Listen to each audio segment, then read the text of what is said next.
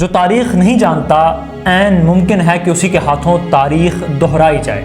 یہ الفاظ ہیں مشہور برطانوی فلسفی ایڈورڈ بروک کے۔ انسانی معاشرے میں وقت کے ساتھ ساتھ رونما ہونے والی تمام تبدیلیوں اور ارتقائی مراحل کو بغور جاننے سے آج کا انسان گزرے کل کے بارے میں جان کر آنے والے کل کو بہتر بنانے کے لیے بہت کچھ سیکھ پاتا ہے۔ ایک کشمیری ہونے کی حیثیت سے یہ جاننا کہ ہماری تاریخ میں کیا کیا اتار چڑھاؤ آئے اور یہ کہ ان سے کیا کچھ سیکھا جا سکتا ہے، یہی سب جاننے کے لیے ہم آج سے شروع کرنے جا رہے ہیں کشمیر کے آغاز سے آج تک کی داستان، کشمیر کہانی۔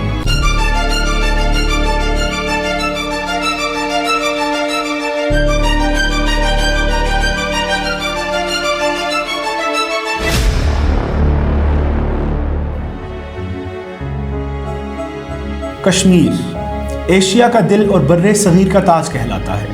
85,806 مربع میل پر پھیلا خوبصورت وادیوں، جھیلوں اور پہاڑوں پر مشتمل یہ خطہ بر صغیر پاک و ہند کے شمال میں واقع ہے۔ جہاں عصر حاضر کا کشمیر مختلف چیلنجز کا شکار ہے، وہیں یہ بات ایک روشن حقیقت ہے کہ موجودہ دور سے ہزاروں سال قبل بھی کشمیر کی ایک تاریخ رہی ہے، جس سے اس کی عظمت رفتہ کا بخوبی اندازہ ہوتا ہے۔ ماہرین ارضیات کے مطابق تقریباً 5 کروڑ سال قبل ایک بڑے جیولوجیکل انسیڈنس جسے ہمالیت آرجنی کہتے ہیں کے دوران یوریشین اور انڈین پلیٹس آپس میں ٹکرانے سے خطہ کشمیر کے ارد گرد پہاڑ نمودار ہوئے، جن کے بیچ ایک وادی وجود میں آئی جو بعد میں کشمیر کہلائی۔ لیکن کشمیر کی تاریخ پر لکھی گئی قدیم ترین کتب کے مطابق خطہ کشمیر ایک جھیل کے نیچے ڈوبا ہوا تھا اور جس کا نام ستی سر جھیل تھا۔ جھیل کا ذکر ہونے کے باعث کشمیر کا نام پانی سے جڑی مختلف کہانیوں سے جوڑا جاتا ہے، جو مختلف انداز سے آج بھی زبان زد عام ہے۔ نذیر احمد تشنا صاحب کی تاریخ کشمیر میں درج ہے کہ 3889 قبل از مسیح میں طوفان نو نازل ہوا تو تمام ملک پانی پانی ہو گیا، وادی کشمیر بھی پانی سے بھر گئی اور بارہمولہ کے قریب ایک پہاڑ ٹوٹ کر گرنے کے باعث پانی کی گزرگاہ بند ہو گئی، جس کے باعث جھیل ستی سر وجود میں آئی۔ مسلم تاریخ دانوں کے مطابق جب حضرت سلیمان علیہ السلام کے تخت کا گزر کرۂ ارض کے اس خطے سے ہوا تو جھیل ستی سر کو دیکھ کر حضرت سلیمان علیہ السلام نے اس خواہش کا اظہار کیا کہ اس جھیل کے پانی کو خشک کر کے اس خطے پر آبادی کا قیام ممکن بنایا جائے۔ وہاں پر موجود کشف نامی ایک جن جو کہ میر نامی ایک پری کا عاشق تھا، اس شرط پر جھیل کا پانی اخراج کرنے کی ذمہ داری قبول کی کہ اس کے بعد کشف کی شادی میر سے کرائی جائے۔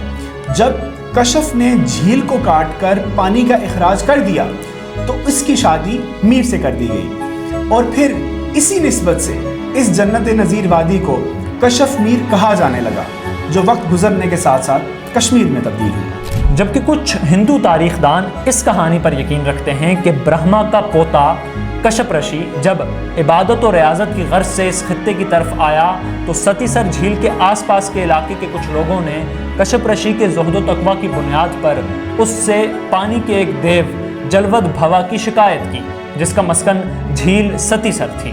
کشپ رشی کو بتایا گیا کہ کیسے وہ دیو مقامی لوگوں کو تنگ کرتا اور شدید جانی و مالی نقصان پہنچاتا تھا۔ ہندوؤں کے مطابق برہما کے آشیرواد سے کشپ رشی نے بارہمولہ کے علاقے سے پہاڑ کاٹ کر پانی کا اخراج کیا اور وہ دیو جلود بھوا اپنے انجام کو پہنچا۔ غلام محی الدین صوفی نے 1944 میں شائع ہوئی اپنی کتاب Kashur being a history of Kashmir میں بھی یہی ہندو روایت تفصیل سے درج کی ہے۔ روایت میں یہ بھی ہے کہ کشپ رشی کے ساتھ اس کی بیوی میر بھی تھی۔ یہ دونوں بعد میں یہیں رہنے لگے اور انہی میاں بیوی کی نسبت سے یہ سارا خطہ کشمیر کہلایا۔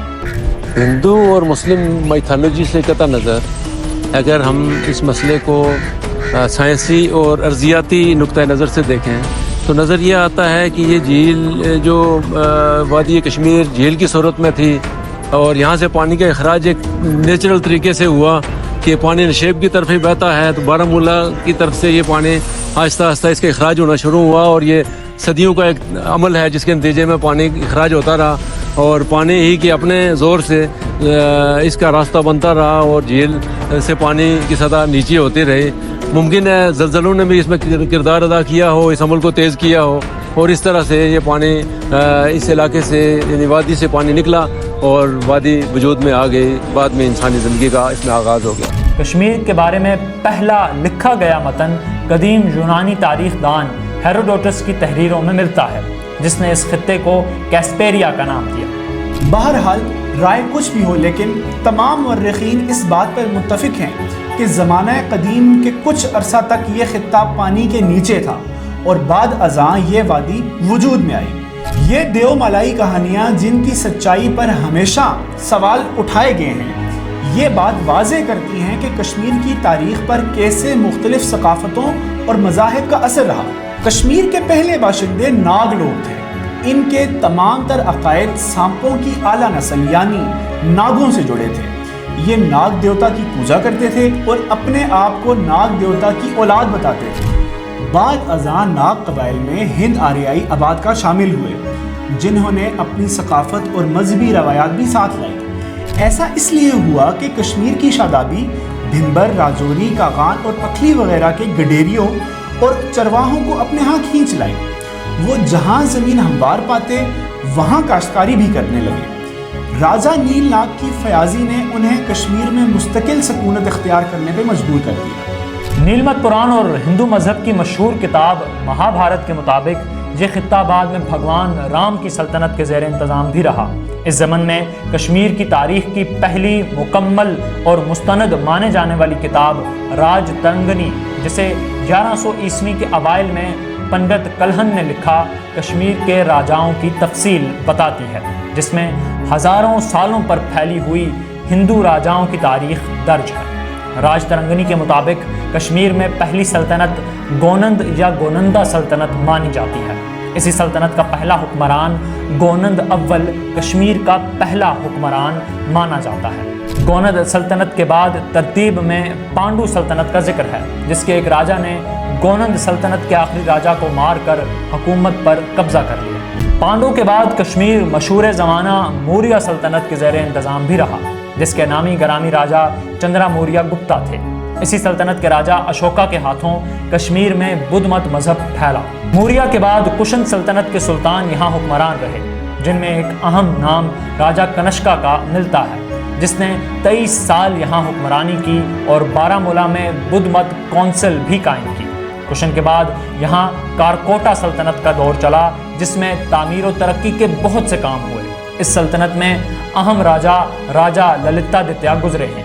کارکوٹا کے بعد اونتی ورمن کی رکھی بنیاد پر اتپالا دور شروع ہوا. اتپالا کے بعد یہاں لوہارا سلطنت کی حکومت رہی اور اسی سلطنت پر کشمیر میں ہندوؤں اور بدھ مت کے لوگوں کی حکمرانی کا پہلا دور ختم ہوا اور 1300 عیسوی کے شروع میں یہاں مسلمان سلاطین کے دور کا آغاز ہوا. مختصراً یہ کہ جو کشمیر میں ہندو دور گزرا ہے, ایک طویل ہندو حکمرانوں کا ایک پیریڈ ہے. بہت سارے حکمران خاندان تھے اور ان کے سینکڑوں حکمران گزرے ہیں. 2 ان میں سے بڑے قابل ذکر ہیں جن کا حوالہ دینا بڑا ضروری ہوگا. ان میں سے ایک ہے جسے مکتا پیڈ بھی کہتے تھے اور للتادتیہ بھی کہتے ہیں. اس نے 37 سال حکومت کی کشمیر پر. یہ بہت بڑا فاتح تھا اور اس نے تقریباً پورے ہندوستان کو فتح کر کے اپنی قلمرو میں شامل کر لیا تھا. اور ان کا اس دور کا پھر دوسرا حکمران جو ہے وہ اونتی ورمن تھا, جو فاتح تو نہیں تھا لیکن وہ ایک ڈیولپمنٹ کا ایک رکھتا تھا, ویژن رکھتا تھا. اس نے کشمیر کی زراعت کو ترقی دی, دلدل زمین سے پانی کی نکاسی کی اور زمین کو زراعت کے قابل بنایا, اور اس طرح سے ایک خوشحالی کا دورہ اس سے شروع ہوا. تقریباً 3000 قبل مسیح سے 1324 تک یعنی تقریباً 4500 سال تک راجگانان ہنود نے بڑے تزک و احتشام سے ریاست پر حکومت کی. 1324 عیسوی کے بعد کشمیر کی تاریخ کیا رہی, یہاں پر مسلمان سلاطین کی آمد کیسے ہوئی, اس سب کے بارے میں کشمیر کہانی کی اگلی قسط میں تفصیل سے بات کی جائے گی. آگے کی تمام اقساط آپ تک بر وقت پہنچیں, اس کے لیے سبسکرائب کا بٹن اور بیل آئیکن دبانا مت بھولیے گا. انشاءاللہ دوبارہ جلد آپ سے ملاقات ہوگی.